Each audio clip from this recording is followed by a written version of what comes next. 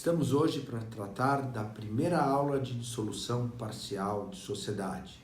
Hoje estaremos só sobre o olhar judicial, dissolução parcial de sociedade, no que toca do âmbito judicial. Vamos falar um pouquinho sobre o histórico das ações de dissolução parcial de sociedade.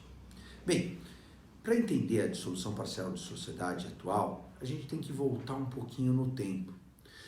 No decorrer do século passado, a ação de dissolução parcial de sociedade ela foi construída a partir da jurisprudência. E eu explico por quê. Nós tínhamos uma previsão pelo Código de Processo Civil de 1939 pela dissolução total de sociedade. E por que isso? Porque a previsão da teoria da empresa, que considerou a preponderância da empresa com o seu fim social, se deu a partir de 1942, quando da entrada em vigor do Código Civil Italiano. Antes disso, não havia a institucionalização do fim social da empresa como algo preponderante no direito global, inclusive. Nós, naquele tempo, ainda vivíamos sob a égide do Código de Processo Civil de 1939. Bem, com o passar do tempo, nós tivemos uma mudança do sistema processual brasileiro em 1973. Entretanto, o capítulo relativo aos procedimentos especiais foi mantido e, especificamente no que toca à dissolução de sociedade, foi, por sua vez, mantido também a dissolução total de sociedade.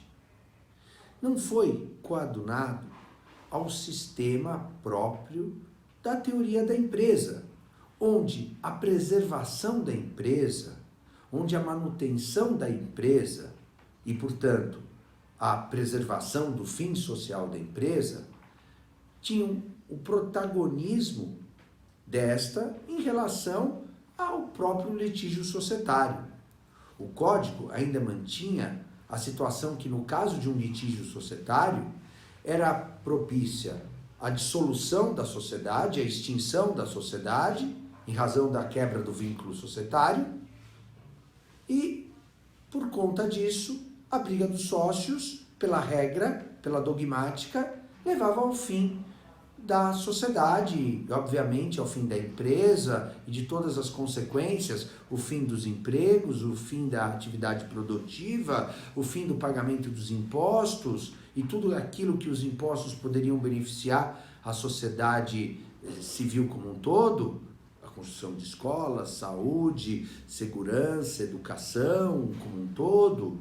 Bem, os tribunais, ao perceberem essa distorção que o Código de Processo Civil de 73 ainda manteve, desde meados do século passado, mantiveram a possibilidade de que, nada obstante a regra do Código, tanto de 39 quanto a manutenção do Código de 73, e por que a manutenção do Código de 73? Porque não alterou as regras do procedimento especial, reportando-se, portanto, as regras do Código de 39. A jurisprudência brasileira passou a construir a hipótese da dissolução parcial de sociedade, uma construção denominada pretoriana. Bem, a partir daí, a dissolução parcial de sociedade passou a ser aceita pelos nossos tribunais e, via de consequência, e embasada principalmente na condição da existência da função social da empresa, nós tivemos, nos últimos anos, a hipótese dessa situação como algo fundamentalmente necessária para a manutenção, preservação da empresa, como algo suficientemente importante dentro do nosso sistema jurídico. Bem, uma vez aceito essa hipótese, nós temos outras questões fundamentais no procedimento e nas consequências. Bem, definida a possibilidade de se ajuizar uma demanda cujo objetivo é a dissolução parcial da sociedade, portanto, um dos sócios permanece no quadro societário, o sócio que se retira, obviamente, ele tem que sair com uma participação transformada em haveres que ele tinha direito, que faz jus à sua participação. Essa participação societária é denominada haveres. E para avaliar os seus haveres, deve haver, portanto, uma apuração. Tecnicamente, nós vamos estudar isso como a possibilidade de se apurar haveres. Mas, efetivamente, alguns problemas começam a surgir. O primeiro tema é quem vai formar o polo passivo da demanda. Algo que havia uma discussão bastante calorosa, acentuada. Será que é só o réu, ou seja, o sócio que está litigando com outro sócio? Então, os sócios que litigam formam o polo ativo e o polo passivo? Será que alguém mais deve promover ao litisconsórcio nessa sociedade, no polo passivo da demanda? A sociedade, de algum modo, ela deve permanecer em algum dos polos? E havia essa dúvida, até que se assentou que a sociedade também deveria participar, e havia muita dúvida, ora no polo passivo, ora no polo ativo, para que se determinasse quem pagaria os haveres do sócio que se retirava. Essa foi uma das dúvidas que ficou bastante acentuada durante muito tempo e que poderia dar, inclusive, a extinção do feito por conta da falta de legitimidade no momento da própria propositura da demanda. Hoje nós temos uma regra própria do artigo 599 ao 609 do CPC, nós encontramos uma segurança jurídica, um grau de previsibilidade muito mais evidente. Quer dizer, o novo CPC trouxe muito maior grau de garantia do ponto de vista jurídico. Mas, enfim, o que a gente vai trazer no desencadear da nossa apresentação, além desse histórico todo, é demonstrar quais são os fundamentos e as hipóteses existentes para a dissolução parcial de sociedade. Eu lembro aqui que nós estamos nessa primeira fase dos nossos vídeos apenas trabalhando com a dissolução parcial de sociedade no âmbito judicial. Nós vamos também trabalhar daqui a pouquinho no âmbito extrajudicial, como, por exemplo, na exclusão extrajudicial de sócios. Não é agora o tema, mas do âmbito judicial, a gente vai trabalhar com o fundamento e as hipóteses da dissolução parcial. E aí, mais adiante, a gente vai ver a retirada de sócio. Essa retirada de sócio, ela pode se dar por alguns motivos. A retirada de sócio, por exemplo, ela pode ser imotivada ou motivada. Essa retirada de sócio imotivada, ela se dá por conta de um preceito de direito constitucional, a livre liberdade de se associar. E se existe a livre liberdade de se associar, existe, por conseguinte, a livre liberdade de se desassociar. Isso está garantido pela Constituição Federal no artigo 5º, inciso 20 da Constituição. Quer dizer, eu posso, em relação ao meu sócio, acordar um dia de manhã e falar, não quero mais ser seu sócio. Como eu tive, num determinado momento, a possibilidade de me associar a ele. Aliás, o vínculo associativo é garantido constitucionalmente e de acordo com o que se promove no artigo 981 do Código Civil, quando diz que celebram um contrato de sociedade pessoas que se juntam para desenvolver determinada atividade econômica para a partilha entre si dos seus resultados. Eu digo resultados porque eu não sei se serão positivos ou negativos. A ideia é que sejam positivos, mas o próprio indicativo do risco, a inerência do risco do desenvolvimento da atividade negocial acarreta que sejam lucros ou prejuízos que você tenha no desenrolar da atividade produtiva. Bem, considerando que, portanto, a retirada pode ser imotivada, ela também pode ocorrer em razão de alguma motivação. Por exemplo, ocorreu uma determinada mudança de objeto social ou um procedimento de reorganização societária para incorporação, cisão, e eu sou um sócio minoritário e não concordei com esse tipo de expediente de reorganização societária.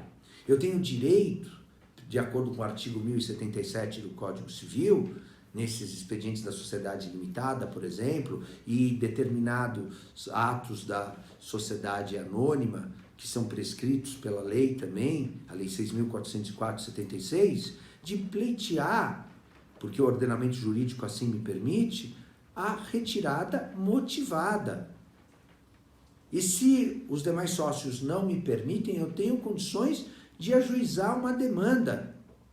Isso previsto. Agora, o Código de Processo Civil de 2015 me dá segurança suficiente para pleitear judicialmente esse tipo de ação, que é a ação de dissolução parcial de sociedade. Antes do Código de Processo Civil, havia uma insegurança jurídica muito maior, porque eu não tinha, efetivamente, um remédio judicial, um instrumento judicial próprio. Eu digo desde já que o Código de Processo Civil de 2015, no âmbito da dissolução parcial de sociedade, veio trazer um grau de previsibilidade muito superior ao que tínhamos no passado. Bem, então, quanto à retirada de sócio, eu tenho duas maneiras de interpretá-lo e fazê-lo. Mas não é só enquanto a forma de retirada de sócio que eu resolvo a sociedade em relação ao sócio. Essa é uma observação interessante, que se para o direito processual eu tenho a dissolução parcial de sociedade, para o direito material eu compreendo a resolução da sociedade em relação ao sócio. Ora, eu, nessa toada, também possuo a exclusão de sócio.